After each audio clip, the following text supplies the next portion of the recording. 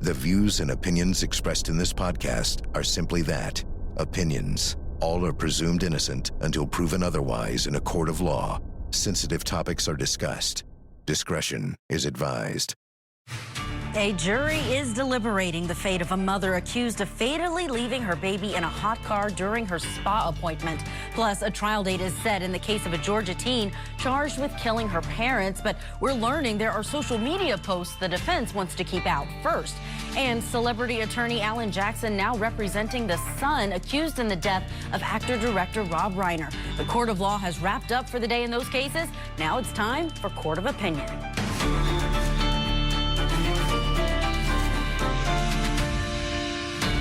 Welcome to Court of Opinion. I'm Jenaé. Thank you for being with us this hour for something a little different here at Court TV. We know in a court of law, it's all about the law and the facts. This hour, we've got a fantastic panel for you, and they'll let their opinions run free, all based on the most pivotal facts in the cases that we are tracking across the country. Let's quickly get to our first case, where right now a California jury is pouring through the evidence in the trial for Maya Hernandez. She's charged with second-degree murder after leaving her children in a hot car while she was at a med spa cosmetic filler appointment. Her 2-year-old survived, but her 1-year-old did not. This case has been unique for us because cameras were not allowed inside of this courtroom for testimony, only for the openings and the closings today. And in case you missed it, here are the highlights from closing arguments.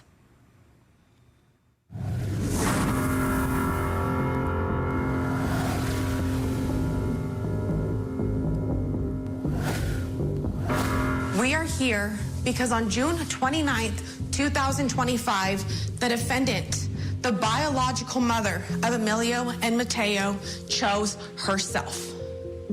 She chose herself at the expense of her children. She chose herself at the expense of Emilio's life. We are here because on June 29th, 2025, the defendant chose her looks. She chose to make an appointment in Bakersfield, a cosmetic procedure. In her words, a procedure to make her feel more beautiful. The choice for her to feel more beautiful, to focus on herself, to focus on her looks, killed Emilio. What was happening to Emilio as she sat in the building and ignored her responsibilities? He was burning from the inside out. His body was rising to temperatures that are not compatible with life. After the defendant's procedure, the defendant left the building and went outside. Shortly after, a few minutes later, the defendant came in carrying Emilio. Emilio, who was completely limp, turning colors. This case is not about accidents or mistakes. The defendant did not accidentally leave her children in the car. She did not forget they were there. The defendant purposefully, willfully, and intentionally left her children in the car.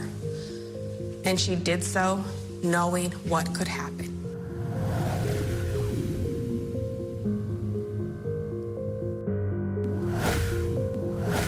Maya was criminally negligent. That much is clear. Her behavior was absolutely more than ordinary carelessness, inattention, or mistaken judgment. She was reckless in a way that created a high risk of death, or GBI, and a reasonable person would have known that acting in that way would create such a risk. That's why this is involuntary manslaughter and child endangerment. Conscious disregard is missing because Maya thought the air conditioner would stay on. Maya left the AC on and the fob under the seat. She was conscious of the heat and did the opposite of disregarding.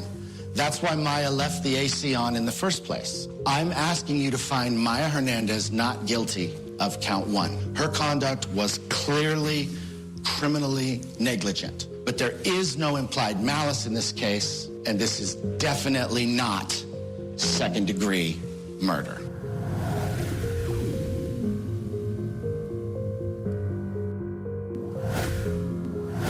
Ladies and gentlemen, you just heard a lot from Mr. Wakeman about not checking on her kids, being criminally negligent, essentially being a bad mom.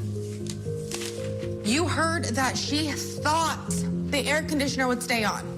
She thought it would stay on, therefore she's not guilty of murder. But again, what you never heard is she knew it would stay on. 2.5 hours without checking on her children who were in a car. Ladies and gentlemen, had the defendant, Emilio and Mateo's mother, given her children so much thought that day as to go check on them once every 30 minutes, we would not be here today.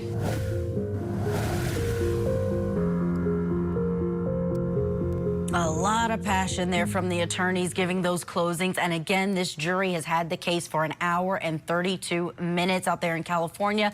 Let's bring in our power panel. We have in studio with us tonight criminal defense and civil attorney and former judge Jesse Law is with us. We also have criminal defense attorney and law professor at Emory University and former federal defender Molly Palmer. And also joining us remotely, we have clinical and forensic psychologist and author Dr. Leslie Dobson. So great to have you all here. Jesse Law, let me start with you. My question, when you're hearing that passion from the prosecutor, this is a case that really can bring some outrage in those jurors if they are watching this. What's your opinion on it? I think it's pretty clear there's going to be a lot of outrage. I mean, whether it is a little baby in the car or whether it's even a little puppy dog, you are going to bring those feelings straight out of individuals. And the first thing they're going to, when they hear the prosecutor, they're already on the prosecutor's side. They're going to have outrage. They're going to be looking at the defendant as if she's some kind of monster. And they'll probably be hoping that they not only get to decide guilt or innocence, but they also want to be participating in the sentencing phase. Because no punishment can ever be enough for someone who let a little baby die, a little innocent child, or even a little puppy. I mean, when I see those things, I get outraged when I walk by a car and see that. I mean, I really don't care. But that's going to be the initial reaction in that jury when they hear that. And the defense counsel is going to have such an uphill battle to tone down that passion, to tone down that anger, and to tone down that defiance and to try to portray his client as a very young, immature person who simply didn't know what she was doing. And that's a tough fight. Molly, you had an interesting opinion on this one, that it may be different if she had a different kind of appointment and she was a single father, not a single mother. Absolutely. I mean, this is what the law is actually about. If you're a practicing trial lawyer, you know, we say, okay, well, is this negligence? Is this a mistake? Or is there some intentionality behind this? And those are, I guess, the legal questions. And the statute would apply the same, whether it was a young man or a young woman, a single mother or a single father. But I think if you're a smart lawyer, what you have to counter here when it comes to saying this is an accident or this is a mistake is this idea of, well, those things we can forgive, right? A jury in this case is going to have such a more difficult time forgiving somebody who leaves children in the car, not for a medical appointment to pick up a prescription, to go to the grocery store, to do something along those lines, but to do something that society sees as vain and unnecessary. The statute doesn't contemplate what you're doing. It doesn't say if you leave the kids in the car for this long and go here versus there, that's what you should consider. But I guarantee that is what is being considered more than anything else. And the prosecution spent a lot of time with that buzzword, vanity. She did this over vanity. She cared about that more than her children. Let's bring Dr. Leslie Dobson into the conversation. When you're looking at this, I know you assess people all the time as a behavioral specialist. What do you see? What stands out to you about this defendant in this situation? It's not just that she went in for lip filler, which I have it. It's about 20 minutes. It's the additional butt lift that she got. It's the timing. It's the planning. It's the not using her sister for babysitting. But for me, it's the additional factor of I know exactly where she went, and it's a very dangerous area. I would not leave my children in the car because it's dangerous. And she left them in an unlocked car. There are so many elements of carelessness to the safety of those children, not just the temperature and not just her vanity. That's very true. And that's something that she was actually questioned about on the stand, whether or not she even thought about the other factors that could have been a problem, because she did think that the AC was running. I want to play a soundbite from Ian Blue. He's someone who was interviewed by the media there in Bakersfield, California, after this happened. He was actually in that medical spa at the same time. He remembers seeing her. Here's what he said about this incident. Maya was like, oh, I have 2 kids. But she never mentioned that she had him on the car. She never, ever she was never like, hey, let me go get my kids, you know, or something. Like, she had the chance. I heard that she was saying that her car was on and the air was on and that the windows were open. That's a lie, because I was there, that I know the windows were closed for sure, and I know the car was off for sure. Judge Law, is it any different than someone who may have simply forgot? I mean, that does happen. We see parents on trial who say they were distracted by video games, or they went to work and didn't realize they didn't drop off their child at daycare. Is this very different? This is very different because this was a woman who purposely parked in that location for an appointment. She didn't have an appointment to go to a grocery store. She didn't have an appointment to go to a daycare. She didn't have an appointment to go to a job. This was a scheduled visit, and I believe that she was in the waiting room for a significant period of time. 2.5 hours. Before her procedure.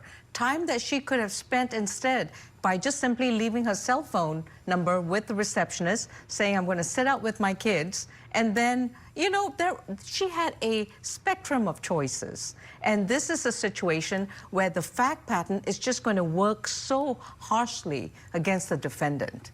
The fact pattern doesn't help her in either way.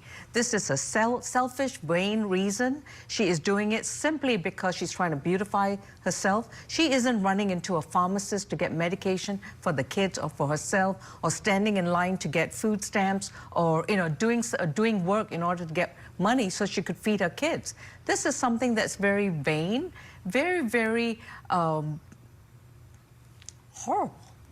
You know, these jurors, they are weighing that right now. Molly, one of the things that they're not weighing, potentially, I mean, unless they ignore everything they heard in closing arguments, they're not weighing not guilty, because the defense says, yes, we want you to hold her accountable, but that this is not second-degree murder. This is involuntary manslaughter. What's your opinion on their approach? Because that's sometimes a risk. Oh, absolutely. But, you know, it gave me insight into probably what happened leading up to this trial as it relates to plea negotiations. And as a criminal defense lawyer, a former public defender, there are situations where there's no plea. You know, you try and negotiate, there's nothing you can do, and you have to take it to trial because, first of all, that's the client's choice. And I imagine this is a situation where there is no offer on the table, and that's why during the course of the trial and in argument, you hear the defense conceding.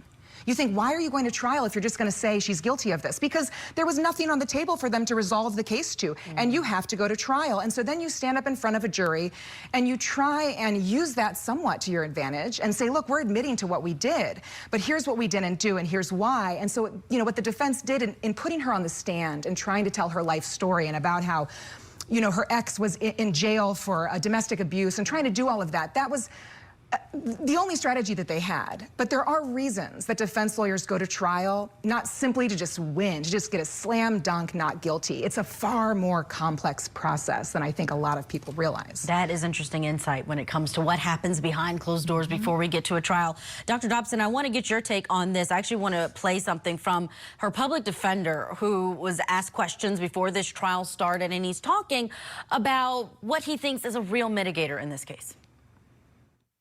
There's a human need to protect children and to care for children, but the fact of the matter is she's still a child herself. She's barely 20. You don't stop becoming a child when you turn 18. Dr. Dobson, what's your opinion on that? The age of this young mother who had 2 kids. She had a toddler who was 2 years old and a 1-year-old. And she said on the stand she had no idea the car would turn off, and she didn't think about any of the other problems that would happen. But she thought about the cost of lip filler and butt filler, and she put herself on a payment plan to pay for that. As a single mom, you'd think she'd save that money to help care for her children in the future. She shows her IQ is too high. She is too aware of too many things to be unaware of this. It doesn't make sense, and it doesn't align. What do you think if the jury is weighing, Dr. Dobson, to follow up with you, for jurors, if they're looking at this case and they're wondering whether or not this should be something to the level of second-degree murder or involuntary manslaughter, what do you think the feelings about hot cars and the push that there is publicly that we want to make sure people know don't do it. It is the worst decision. Find another option. Do you think they'll be wanting to send a message with a case like this? Definitely. And I think it's, as a jury of her peers and in that area and in that population, a large amount of farmers, a lot of poverty, a lot of gang, a lot of crime activity. I think people are going to look at this and say, you are so selfish. You should be lucky that you have two beautiful babies and you are choosing to puff up your lips. And, she appears to be sitting there kind of trying to suck them back in and look like hell, but you can't hide the puffy lips sitting there on the stand. She looks like she is vain, and then they are acting like she looks worse, like when Sean Combs wore his cardigans every day. It didn't fly. Thank you all for your opinions on this one. Again, the clock is still ticking there. Hour and 42 minutes. This jury has it. If they come back with a verdict, we will break in and bring it to you live there out in Bakersfield, California. We have to get to our break, but when we come back, we're going to take a look at a decades-old evidence that's shown in court today. This is in the drowned wife murder trial for Paul Hicks, and that evidence, it included divorce papers that he filed on a suspicious date. And we'll have our pick for today's best evidence next. The Court TV podcast will return.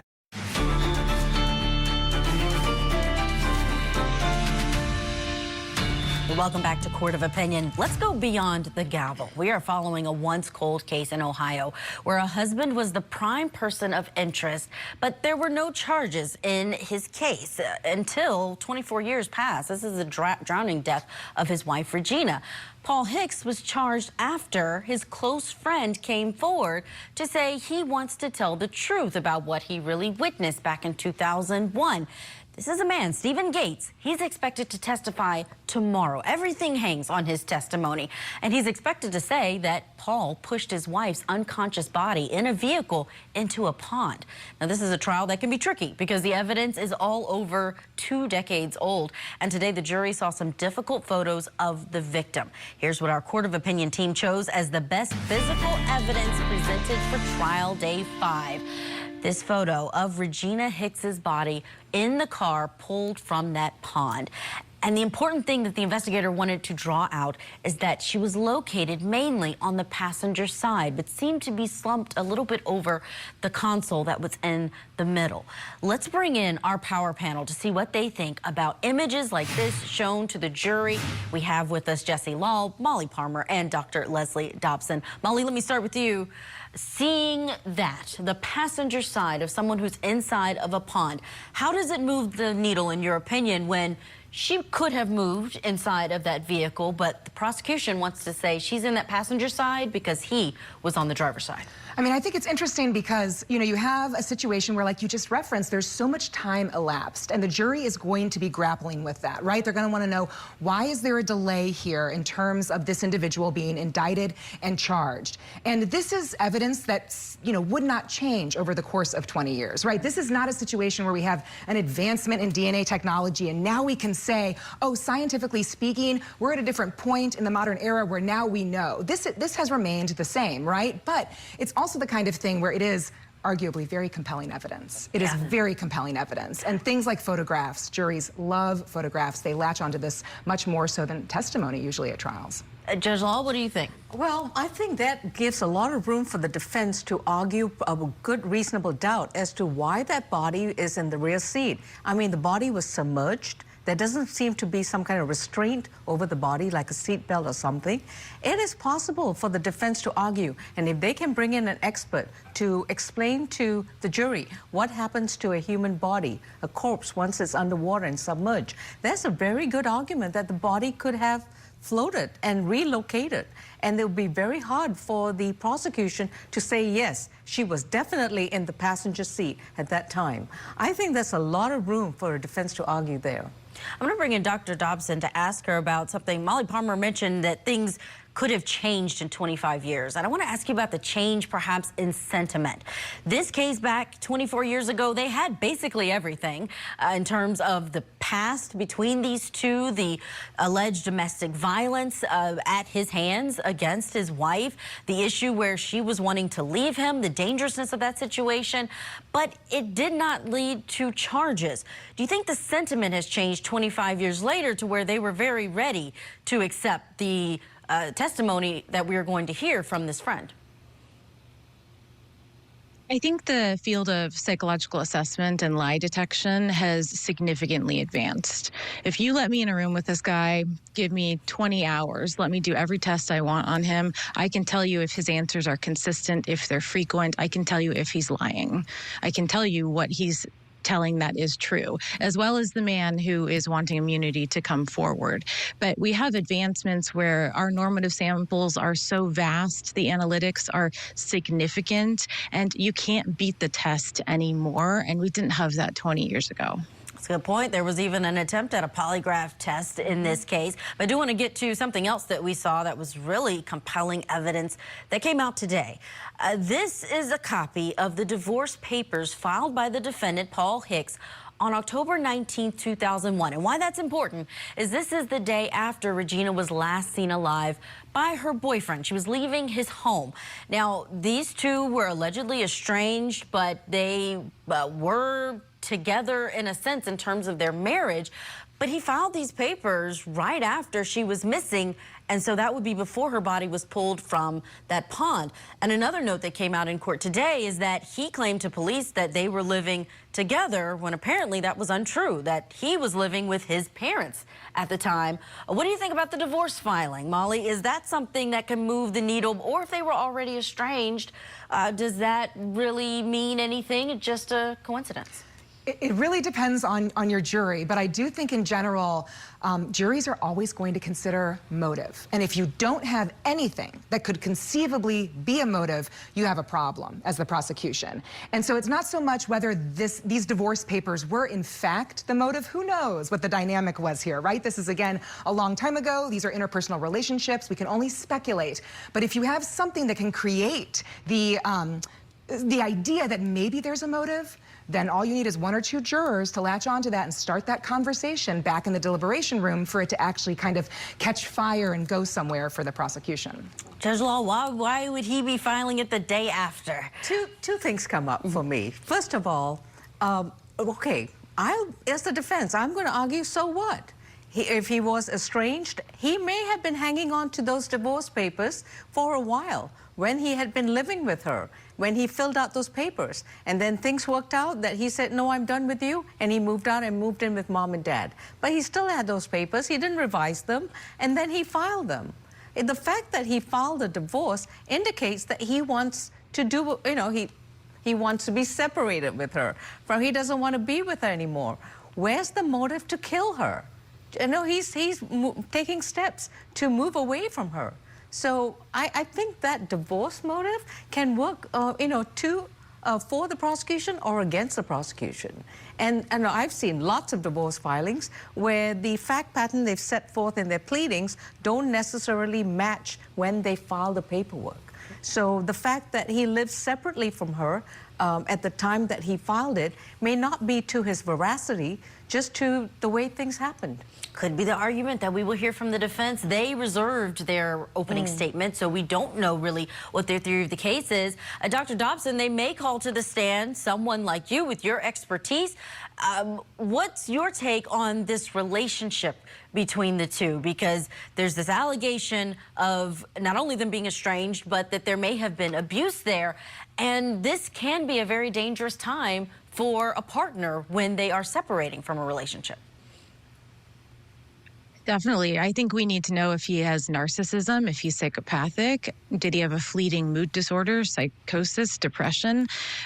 We need to know, because however he was 20 years ago, he likely still is today. And with those diagnoses comes a desire for vengeance and harm and callousness and a true desire to end a life or hurt a woman who might have hurt him in some way, that narcissistic wound. So I think the psychological aspect of him, his collateral information, people he's been with and known over the 20 years, I think it's brilliant. We have so much more information that we can get rather than a case that is more recent. So it will be a beautiful 100-page report probably from a psychologist just dictating what this man's mind is and the likelihood that he did something out of vengeance. Dr. Dobson bringing up something that would be the rare benefit of a cold case here.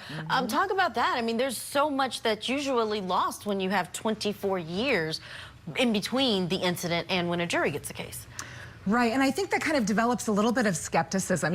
You're dealing with a jury, you know, like we talked about with the first case, the jury kind of is already hearing the facts about a dead child, and it's really hard to pull them over. I think when you start with a cold case, the jury essentially is like, well, how, you know, why did it take so long to get in our hands? Why did it take so long to be here in front of the jury asking us for a verdict? Was there reasons why this shouldn't have been brought? And what were those reasons? And so, you know, a lot of questions are going to be unanswered during the course of this trial, and it's very difficult, I think, for a jury to convict beyond a reasonable doubt if they go back there and start asking those questions as to the temporal remoteness of the investigation and decision-making and everything else that has happened in the course of the quarter century, that this man was just free. Absolutely. Tomorrow's going to be a huge day inside of that courtroom. We have to leave it there, but again, that key witness, Stephen Gates, he is expected to testify tomorrow. You can watch that, of course, on Court TV Live. Up next, we're going to go beyond the gavel for a pending case of a teenager accused of shooting her mother and stepfather as they slept. She made an appearance in court today, and we'll discuss what has to happen before her trial starts next month. Now, back to the Court TV podcast.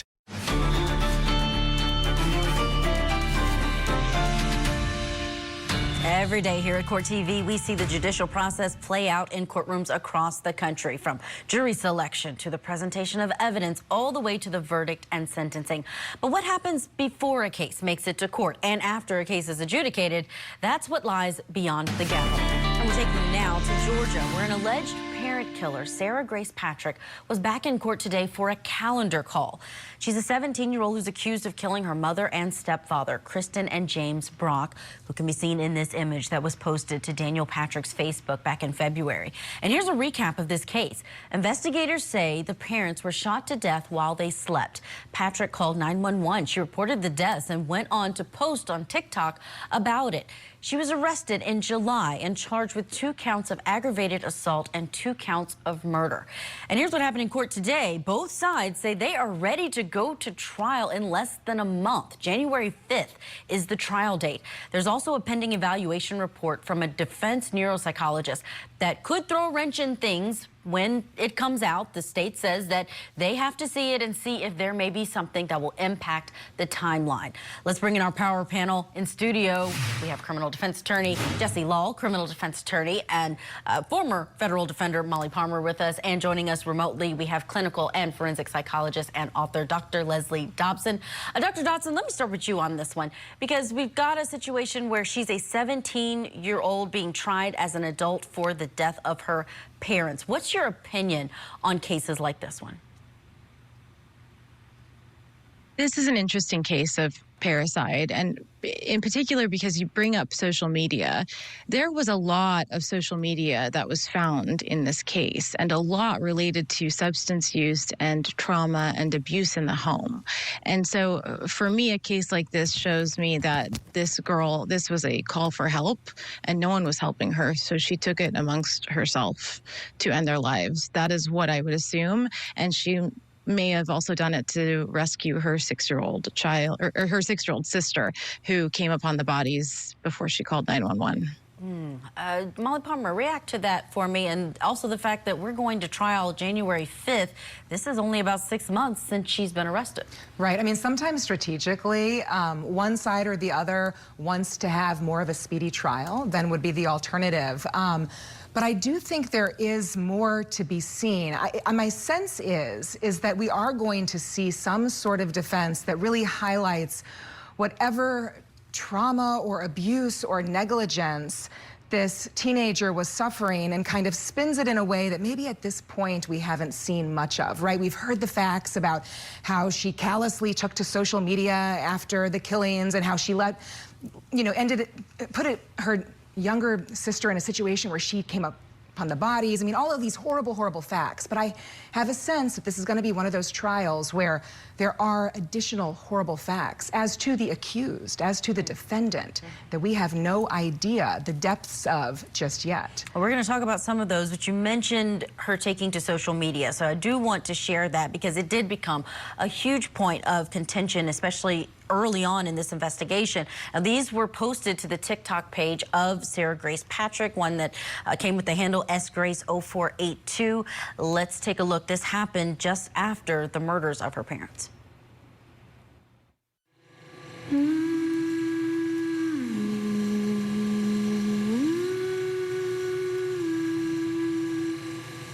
doesn't know it, but a year from now, our family will be torn apart, and I will move far away and won't see or talk to him for 5 years. I'm feeling so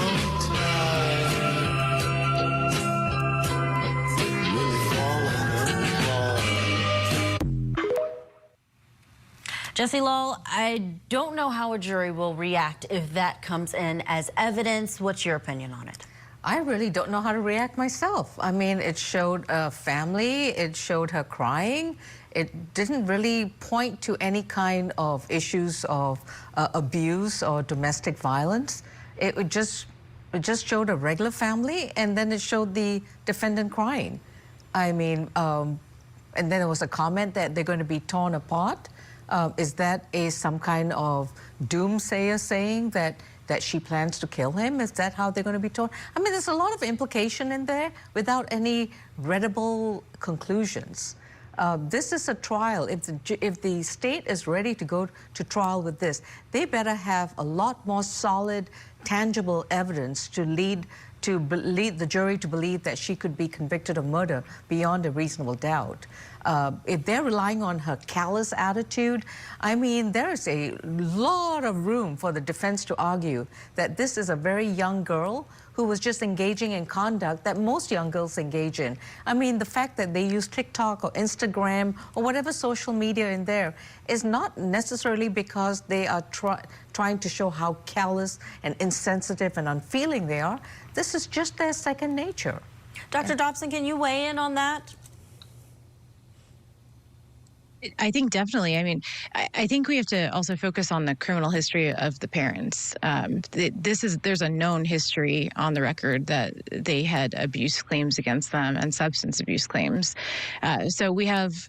I don't think we can take what this girl was posting on social media seriously and as anything necessarily factual, but it shows me that it is a young girl in an abusive environment, distressed, shouting out for help and not getting the help that she needs. Molly, I want to get your take on this because Dr. Dobson's talking about something that may be kept out. The background of the victims, maybe even the background of the defendant, because we do have this latest motion in limine that was filed by the defense. I want to put it up on the screen. This is the defense trying to keep certain evidence out at trial. In particular, all videos, posts, or pictures depicting or alluding to sexual behavior of the defendant, meaning the 17-year-old in this case, and any comments related to illicit drug use or hiding drug paraphernalia. They say this information is irrelevant to a determination on guilt or innocence on the charged offense. Do you think the judge is going to allow that in or keep it out as it relates to perhaps what the tension was between this parent and their child? Well, this type of motion is supposed to be decided on a case-by-case basis, right? And so the judge is going to have to weigh a few different factors and consider it under what we call the totality of the circumstances. But this is a routine thing that good defense lawyers do because the idea is this. Juries are supposed to decide a case based on the elements and the burden of the prosecution. But what happens, as you know, we see all the time, is that we develop certain, I don't know, kind of visceral reactions to the defendant. And it has nothing to do with the elements of the crime. It has nothing to do with the evidence as it relates to murder. It has to do with the fact that maybe she was a promiscuous teenager who used drugs. And now we think, oh, it's not so much that there's proof that she killed these people, but there's proof that she's a bad kid and we don't like that. And so, you know, I think it's always a good idea idea for the defense to not only file this, but for judges to err on the side of not allowing this type of evidence to come in. And oftentimes, if this evidence does come in at the trial court level, this is exactly the kind of thing that gets reversed on appeal. Jesse, I see you shaking your head. Well, it's true. I agree with Molly that the judge could err on the side of caution and not let the evidence in. But the beauty of a motion in limine is that it's not the be-all and end-all. Just because there is, as we said, we don't know what the defense intends to introduce. And there is a possibility that the defense will always ask the judge to revisit the motion. And if there's evidence in there that shows that such evidence could be relevant to either a defense or to a point being made, or something that the prosecutor inevitably let out during cross-examination, yeah, the judge can always revisit and let the evidence in. So it's a real tough call to say just because the judge is going to rule it out at the beginning. I mean, I've seen trials where they've come in during the course of mid-trial and changed the tune or changed the tenor of the whole course. No, absolutely, and that trial is nearing. January 5th, again, is the date that they are set to trial. Both sides saying that they are ready to go forward. That neuropsychologist report's still pending, so we'll bring you the updates here on Court TV. We've got to get to a break, but coming up, we've got our hot takes and cold facts. Our panel giving us their opinions on today's biggest cases, including Rob Reiner's son, who now shares an attorney with Karen Reed, 2 men sentenced for a hit and run, and a doctor who played a role in the death of beloved actor Matthew Perry. Stay with us. We'll get into all of it next. This is the Court TV podcast. Welcome back to Court of Opinion. It's time to get the hot takes on the cold facts, on the big legal headlines we are following here at Court TV. We have our power panel giving their strongest opinions and takes on these cases. And because we want to get to all of them and hear from everyone, we are giving them just 25 seconds to respond and make their arguments. Let's get to our first case. This one out of California. Famed Karen Reed attorney Alan Jackson, he is representing Nick Reiner. We learned that today. This is after his arrest and the killing of his parents, Rob and Michelle. Now, Nick was supposed to be in court today, but Alan Jackson said he wouldn't be for medical reasons. Prosecutors are charging Rob Reiner's son, Nick, with 2 counts of murder in the killing of his parents. Let's bring back in our panel to get their take on this news. They each have 25 seconds rather, again, on the clock. We have Jesse Lal, Molly Palmer, and Dr. Leslie Dobson.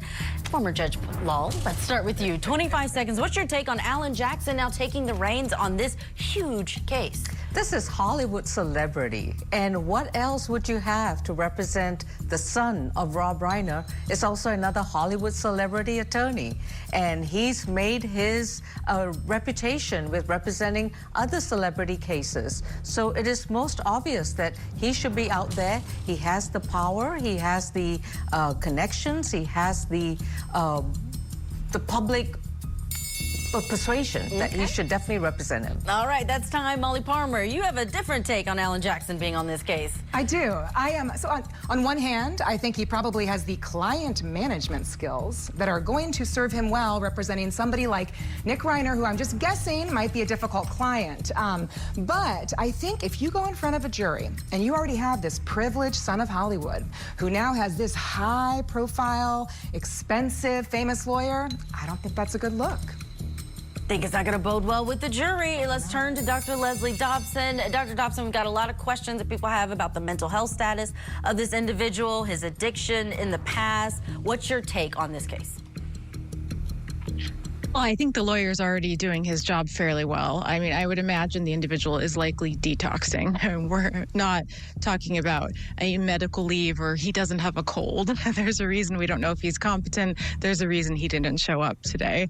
And additionally, I think, this is a very expensive attorney. Who's paying for it? Who is siding with Nick? Who wants to help Nick? And I really would like to know those 2 answers. Oh, that's a really interesting question, especially since we know in the Karen Reed trial, apparently he did not take a fee.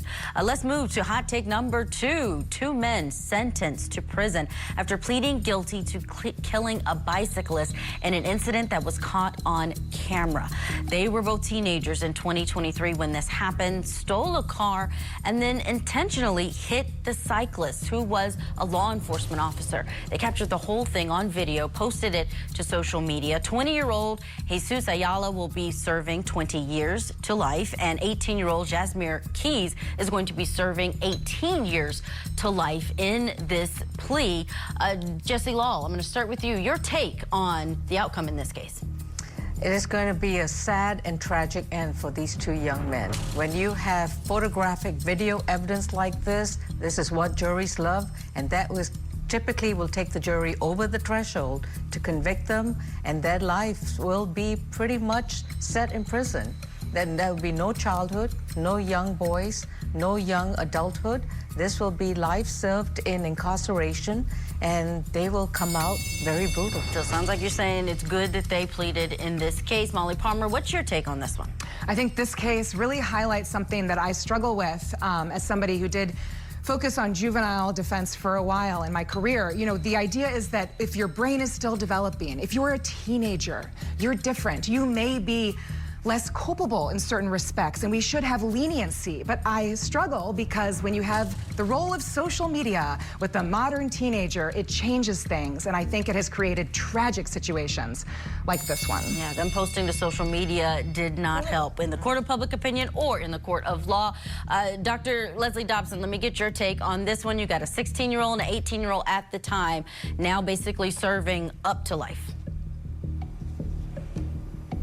They're going to get out in, 20 years? They'll be younger than I am. So I don't think what they're doing, what they could serve is at all what they deserve. I mean, they pointed an officer out who has devoted his career to protecting this community, and they said on social media that they wanted to run over him. They said, hit his ass.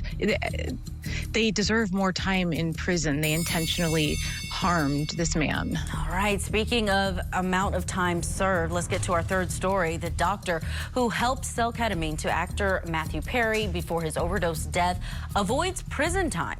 Dr. Mark Chavez was sentenced to 8 months of home confinement. He is the one who gave the ketamine to Dr. Salvador Plasencia, who was sentenced to 2.5 years in prison earlier this month for selling it to Perry in the months leading up to his death. Now, Chavez's attorney says he accepted responsibility early by cooperating with investigators and voluntarily giving up his medical license ahead of his detention hearing. Dr. Dobson, I'm going to circle back to you and get your take on the outcome in that case with this doctor. So this doctor gave the medicine to another doctor who said, oh, I wonder how much Matthew Perry is going to pay for this. How much can we get out of this guy? They need to be sentenced more. I feel like we're setting a precedent for doctors to be able to take advantage of clients, especially wealthy clients, and give them any medicine that they want because they're going to make a lot of money off it. I don't like how this played out. Jesse Law, your take? Well, you know, the prosecutors have to take what they can get. And if they had a key witness who was cooperating with them and was also culpable in the pattern that led to Matthew Perry's death, I think the sentencing fitted the situation. They got some help from him, but he was also culpable to a degree. And Molly Palmer, final thoughts on this one? Well, you know, this is a federal case, and so it's supposed to be standardized under the United States federal sentencing guidelines, and you do get a measurable benefit when you cooperate. Everyone knows that. The feds are going to immediately find somebody and sit down with them and say, hey, you want to help yourself out? Tell us everything you want, everything you know, implicate someone else. But it always surprises me, despite the purported standardization of these guidelines, that these white-collar offenders seem to have far greater leniency than others. That's our time. Molly Palmer, Jesse Law, and Dr. Leslie Dobson, thank you all for being with us. This podcast is a production of Court TV.